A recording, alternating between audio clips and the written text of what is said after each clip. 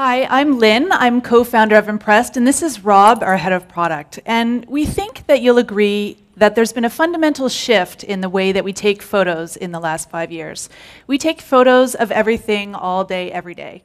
And when you're a parent like I am and you're trying to preserve these photo memories in photo books, it can become really overwhelming. It takes a lot of time, and frankly, it takes a lot of talent. So we want to help.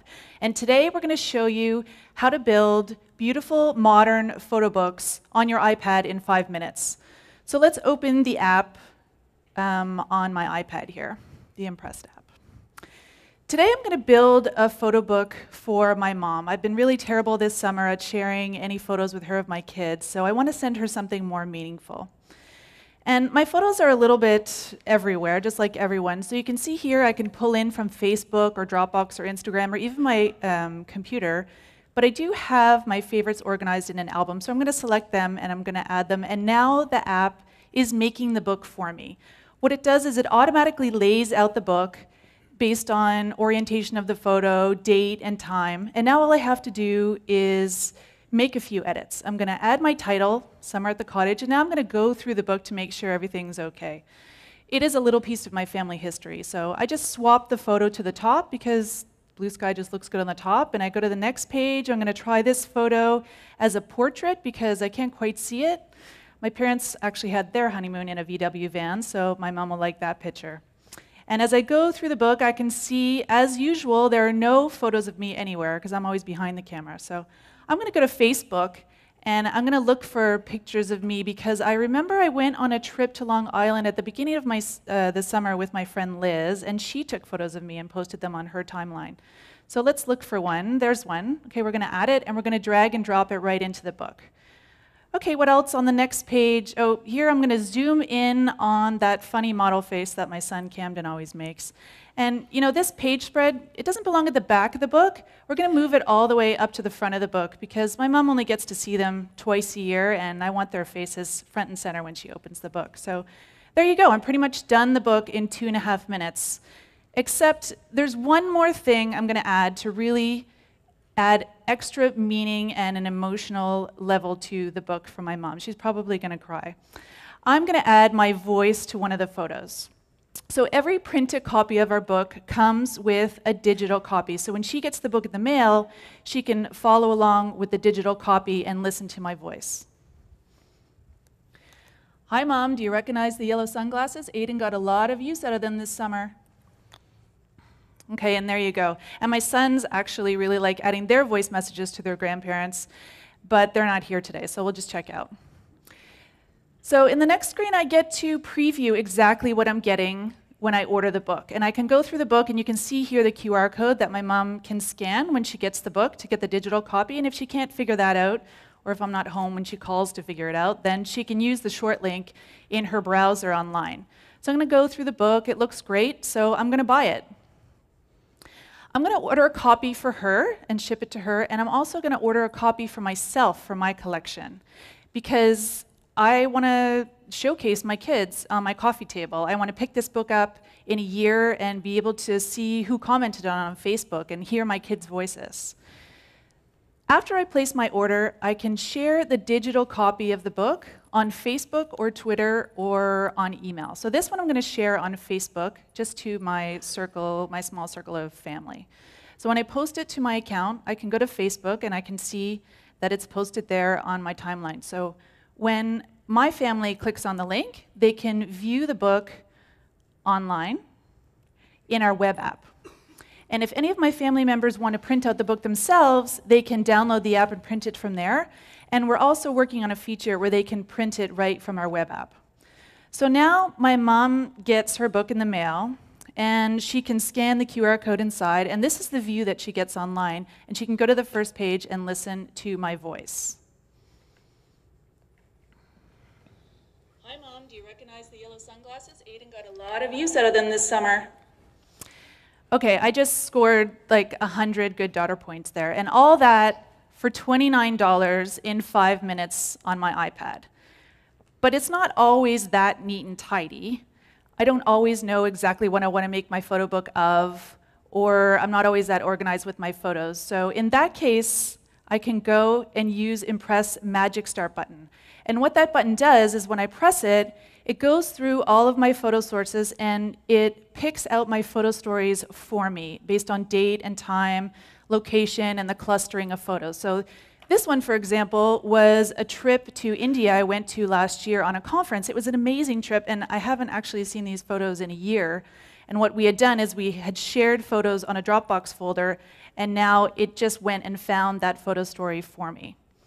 And this feature is actually just the beginning of what we picture for the future, which is at the touch of a button, our algorithm can go through all of your photo sources, and it can craft these photo stories for you, so then you can make them permanent in a photo book. So we are actually launching on the US and the Canadian App Store right now, today. So we hope that you'll go and download the app or tell someone to download the app. And we also would like to offer everyone at the launch conference the ability to try an Impressed photo book for free. So we know Jason has a book he wants to make of Legoland, where he went with his daughter. So you can use the code LAUNCH at the checkout when you download the app, and it's good for the month of October. And we'd love to talk to anyone about partnership opportunities, so you can come and find us. So we hope you're impressed. Great. Okay, well done. Let's start with Molly this time. We'll start from the other end. Molly, are you impressed? And if so, why? I am pretty impressed. I wish that you had led with the Magic Start button, because I think to me that is the most powerful element of this. Because almost all of us are not organized with our photos, especially since they're coming from so many phones and so many albums. So with that in mind, can you be more specific about what sources you are able to grab photos from? Right now, we can grab photos from Facebook, Instagram, Dropbox, Flickr, and we also have a way to pull photos in from your computer, which is basically you hook it up to iTunes, but it's a little bit easier than just syncing the photos to your photo stream on the iPad. It basically has a Dropbox in the app, and you can just drop it right into the app so you can access them right in the app. Okay. Great. And then the app is available on which platforms? Just the iPad right now. iPad right now. Yeah. Okay. Great. Thanks. Desney, what do you think? Love this. My wife and I, actually, mostly my wife, spends hours putting these things together, and so I think she'd love this. Couple of quick questions. So building on the previous question, what does the Magic Start button do, and how do you specifically go about choosing the images that you think matter? Yeah, it's a good question. Right now, we are looking at things like date and time and location, but we add a little bit of secret sauce on that based on curated sources versus uncurated sources, and we're looking to build upon that. But that's where we're starting right now. Yes, my other question had to do with the decision to, take the digital, put it into the physical, but you had a second piece to that, which was also digital, the voice recordings. Yes. Can you say a little bit about the decision to attach a digital piece to this very physical artifact? Well, we think there's just a really interesting opportunity to sort of combine the best of the digital world and what's going on in the digital world and the capability you have there, and then the very tactile and more emotional and meaningful world of print. And this was sort of our first step to do that. We really think that adding voice can add that level of emotion and that level of storytelling that you might not get just with photos alone. And to be clear, the book doesn't have like one of those little tiny speakers that records the voice in it. There is a digital, lest anybody be confused. Right. You could send a digital copy with the voice, or you can have the book. That's right. And find the voice files online. That's right. Yeah. Is there an option to only do a digital version? Yes, you can just share the digital version as well. Okay. Great. Go ahead, David. I was just going to ask a question about margins and where you get the books printed. How much do they cost to make?